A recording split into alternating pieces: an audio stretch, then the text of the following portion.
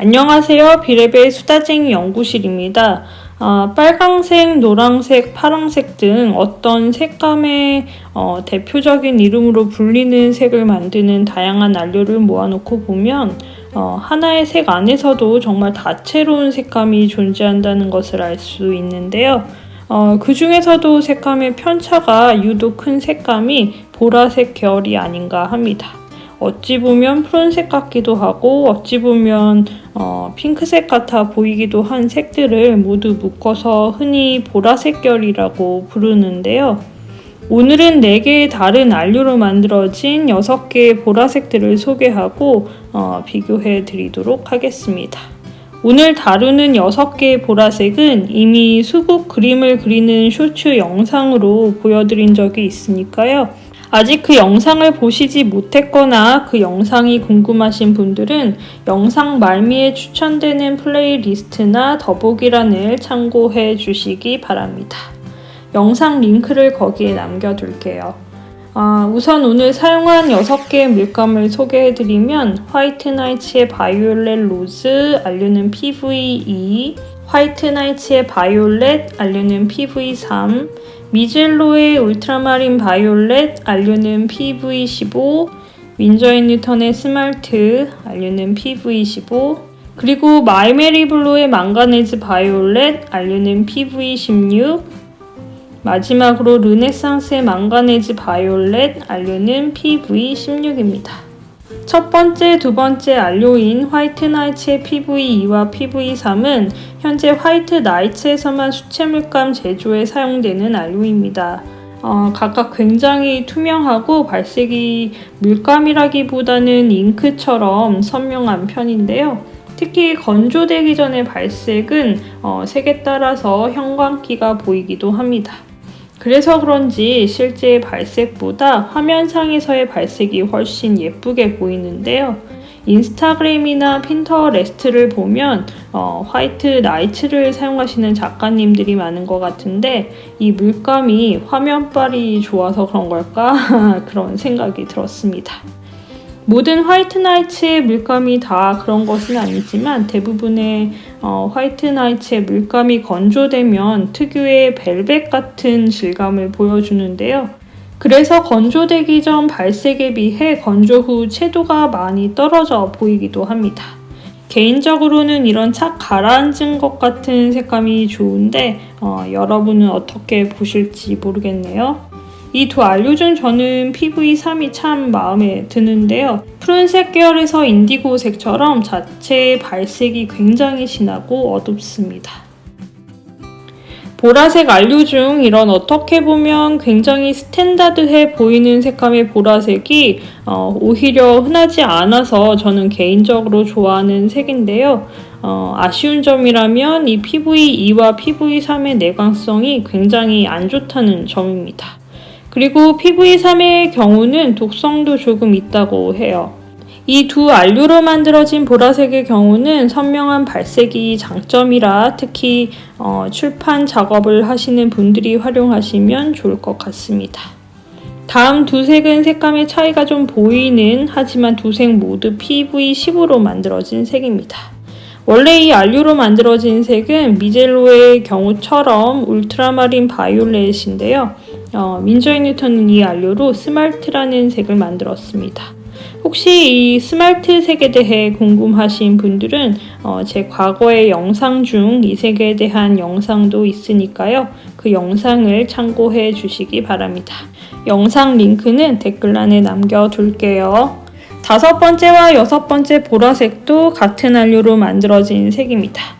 이 두 색도 약간의 색감 차이가 보이는데요. PV10으로 만든 울트라마린 바이올렛과 스말트가 일부러 색감 차이가 나게 만들어진 경우라면 이 마이메리블루와 르네상스의 경우는 두 색 모두 망가네즈 바이올렛이라는 색으로 제조 회사가 달라서 벌어진 색감 차이랍니다.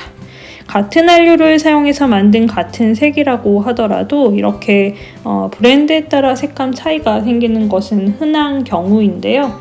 특히 이 망가네즈 바이올렛은 그 차이가 많은 색 중 하나예요.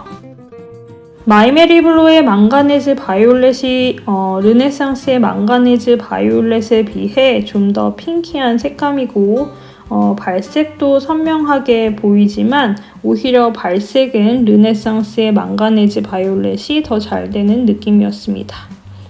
두 브랜드의 망가네즈 바이올렛 모두 미끈덩거리는 느낌은 있었지만요. 글레이징의 경우 6개의 보라색 모두 특별히 밀리는 느낌은 없었습니다. 투명도와 함께 관찰을 해보면 화이트 나이츠의 PV2, PV3은 투명하고 미젤로의 울트라마린 바이올렛은 반 불투명하며 르네상스의 망가네즈 바이올렛은 반투명했습니다.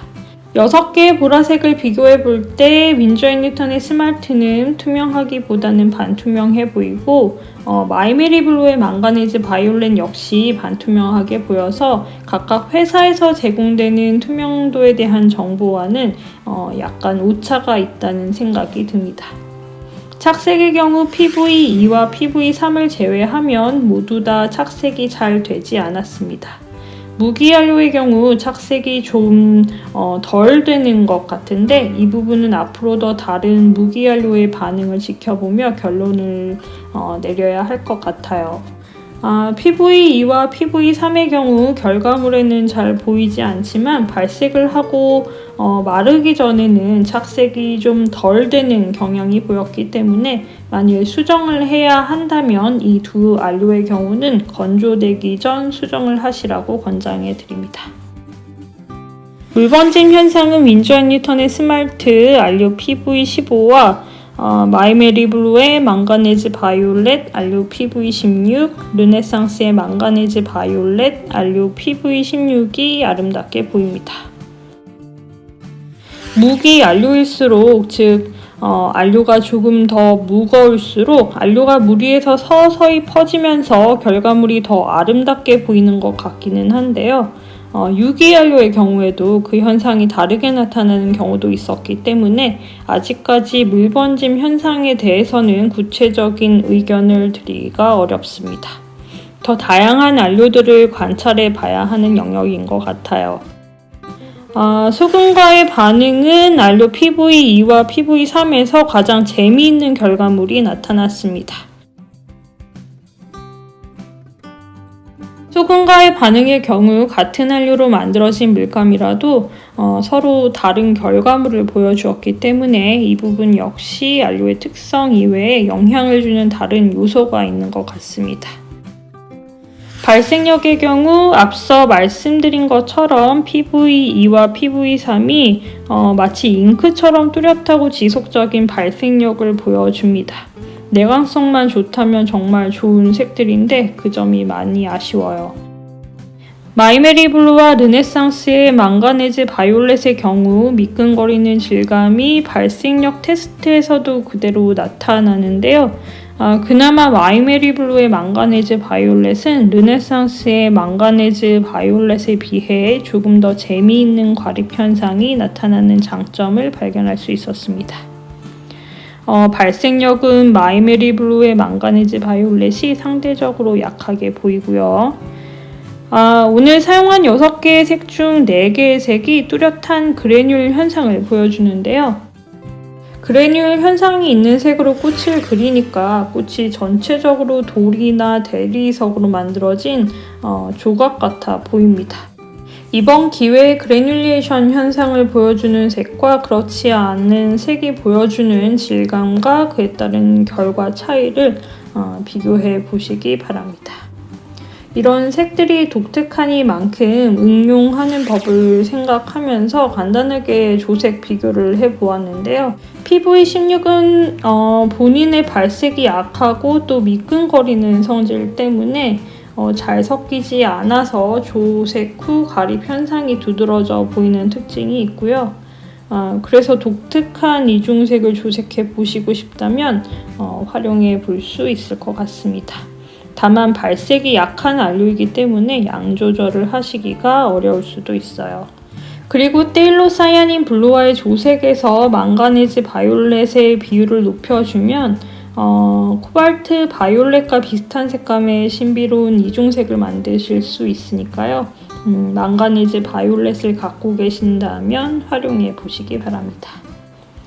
PV15는 비교적 어느 색과도 잘 섞이고 발색도 잘 되는 안료이기 때문에 그래듈 현상이 보이는 색을 조색하고 싶을 때 쉽게 사용할 수 있는 안료로 권장해 드립니다. 이렇게 오늘은 4개의 다른 안료로 만들어진 6가지 다른 색감의 보라색을 비교해 보았는데요. 개인적으로는 무기안료와 유기안료의 다른 점을 보다 구체적으로 관찰할 수 있어서 재미있는 작업이었습니다. 오늘의 영상은 여기서 마치도록 하고요. 제 영상이 유용하셨던 분들은 좋아요와 구독하기 부탁드립니다. 저는 또 새로운 색 이야기로 다음 영상에서 뵙도록 하겠습니다.